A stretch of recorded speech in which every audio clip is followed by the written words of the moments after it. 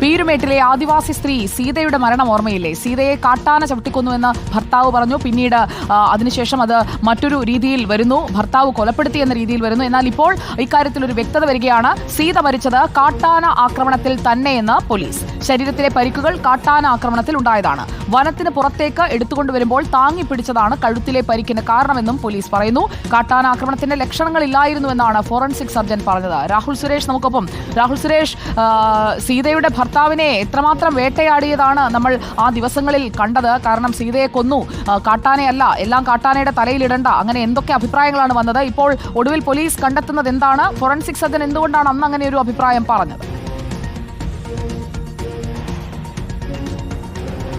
സുജയായി സീതയുടെ മരണവുമായി ബന്ധപ്പെട്ട ദുരൂഹത ഏതാണ്ട് നീങ്ങുകയാണ്. അതിന്റെ റിപ്പോർട്ടാണ് ഇപ്പോൾ പോലീസിൽ നിന്നും ലഭ്യമായിട്ടുള്ളത്. ആദ്യഘട്ടത്തിൽ സുജയ സൂചിപ്പിച്ച പോലെ തന്നെ ഈ സീതയുടെ മരണം കാട്ടാനയുടെ ആക്രമണത്തിലല്ല, മറിച്ച് ഭർത്താവ് കൊലപ്പെടുത്തിയതാണെന്ന സംശയം പുറത്തു വന്നിരുന്നു. അതിന് കാരണം അന്ന് പോസ്റ്റ്മോർട്ടം പരിശോധന നടത്തിയ ഡോക്ടറുടെ റിപ്പോർട്ട് തന്നെയായിരുന്നു. ആ റിപ്പോർട്ടിന്റെ അടിസ്ഥാനത്തിലായിരുന്നു അത് കൊലപാതകമാണെന്ന കാര്യങ്ങൾ പുറത്തു വന്നത്. പക്ഷേ അത് തള്ളിക്കൊണ്ടാണ് പോലീസ് ഇപ്പോൾ റിപ്പോർട്ട് കോടതിയിൽ സമർപ്പിക്കാൻ പോകുന്നത്.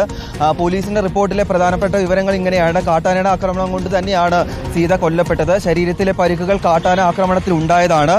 വനത്തിന് പുറത്തേക്ക്, അതായത് കാട്ടാനയുടെ ആക്രമണത്തിന് ശേഷം സീതയെ പുറത്തേക്ക് എടുത്തുകൊണ്ട് വരുമ്പോഴുണ്ടായ പരിക്കുകളാണ് ശരീരത്തിലുള്ളത് എന്നാണ് പറയുന്നത്.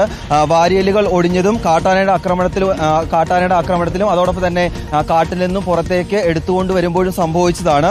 കാട്ടാനയുടെ ആക്രമണത്തിലുണ്ടായ ലക്ഷണങ്ങൾ പീരുമേട് താലൂക്ക് ആശുപത്രിയിലെ പോസ്റ്റ്മോർട്ടത്തിന്റെ വിവരങ്ങൾ കൂടി നമ്മൾ പരിശോധിച്ചാൽ തലയ്ക്കും നെഞ്ചിനും പരിക്കുണ്ടായിരുന്നു. ഈ ഗോത്ര വിഭാഗത്തിൽപ്പെട്ട ബിനുവും ഭാര്യ സീതയും വനവിഭവം ശേഖരിക്കാൻ പോയപ്പോൾ കാട്ടാന ആക്രമിച്ചു എന്നാണ് ബിനു പറഞ്ഞത്. പക്ഷേ ഇത് തള്ളിക്കൊണ്ടുള്ള പ്രതികരണങ്ങൾ പിന്നീട് നമ്മൾ കാണുകയായിരുന്നു. മുഖത്തും കഴുത്തിലും മൽപ്പിടുത്തത്തിന്റെ പാടുകൾ, അതായിരുന്നു പീരുമേട് താലൂക്ക് ആശുപത്രിയിലെ പോസ്റ്റ്മോർട്ടം റിപ്പോർട്ടിൽ നിന്ന് ഇതിൽ ബിനുവാണ് കുറ്റക്കാരൻ എന്ന ഒരു നിഗമനത്തിലേക്ക് എത്താൻ കാരണമായത്. ഇപ്പോൾ ഈ മൽപ്പിടുത്തം എന്നുള്ളത് അങ്ങ് മാറുകയാണോ?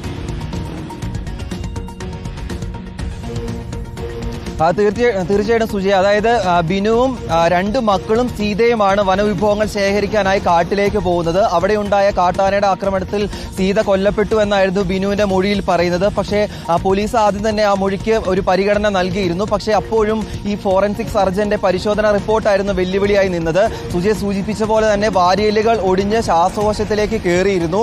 അതുകൂടാതെ മൽപ്പിടുത്തത്തിന്റെ പാടുകൾ കഴുത്തിലും അതോടൊപ്പം തന്നെ ശരീരത്തും ഉണ്ടായിരുന്നു. പുറത്ത് ഒരഞ്ഞ പാടുകൾ ഉണ്ടായിരുന്നു. ഇതെല്ലാം ഒരു കൊലപാതകത്തിന്റെ സൂചനകളാണെന്നായിരുന്നു ഈ സർജൻ പറഞ്ഞത്. അതിന് പിന്നാലെയായിരുന്നു കോട്ടയം DFO അത് ഏറ്റുപിടിച്ച് രംഗത്തെത്തുകയും വനം മന്ത്രി തന്നെ പറഞ്ഞിരുന്നു. അതായത് ഈ സർജന്റെ റിപ്പോർട്ട് ഏറ്റുപിടിച്ചുകൊണ്ട് വനം മന്ത്രി തന്നെ പറഞ്ഞിരുന്നു അത് കാട്ടാനയുടെ ആക്രമണമല്ല, ഭർത്താവ് കൊലപ്പെടുത്തിയതാണെന്ന് വനം മന്ത്രി തന്നെ പറഞ്ഞിരുന്നു. ഇതെല്ലാം ഇപ്പോൾ തള്ളിക്കൊണ്ടാണ് പോലീസിന്റെ അന്വേഷണ റിപ്പോർട്ട് കോടതിയിൽ സമർപ്പിക്കാൻ പോകുന്നത്. 2 ആഴ്ചയ്ക്കുള്ളിൽ പോലീസിന്റെ പരിശോധന ഈ അന്വേഷണ റിപ്പോർട്ട് കോടതിയിൽ സമർപ്പിക്കും. ഇതോടെ കുറേയധികം ആളുകൾ ഈ ഭർത്താവ് ബിനുവിനെ വേട്ടയാടിയിരുന്നു. അപ്പോഴെല്ലാം പോലീസ് കൃത്യമായി നിലപാടെടുത്തിരുന്നു. പോലീസിന്റെ കൃത്യമായ അന്വേഷണമാണ് ഈ കേസിൽ 15 അടിയോളം ദൂരേക്ക് തുമ്പിക്കൈ കൊണ്ട് ആന തട്ടിയെറിഞ്ഞു എന്ന് ബിനു പറഞ്ഞത് ഇപ്പോൾ സ്ഥിരീകരിക്കപ്പെടുകയാണ്. ബിനുവും മക്കളും ചേർന്ന് ചുമന്നാണ് ആശുപത്രിയിലേക്ക് സീതയെ എത്തിച്ചത്. അവിടെ സംഭവ സ്ഥലത്ത് വെച്ചായിരുന്നില്ല മരണം, കാട്ടാനാക്രമണമെന്ന് ഇപ്പോൾ സ്ഥിരീകരിക്കുമ്പോൾ ബിനുവിനെ വേട്ടയാടിയവർ, മന്ത്രി അടക്കമുള്ളവർ പറയാൻ പോകുന്ന മറുപടി എന്ത്? അതാണ് അറിയേണ്ടത്. രാഹുൽ, നമുക്ക് ആ പ്രതികരണങ്ങൾ വരുമ്പോൾ വീണ്ടും എത്താം ഈ വാർത്തയിലേക്ക്.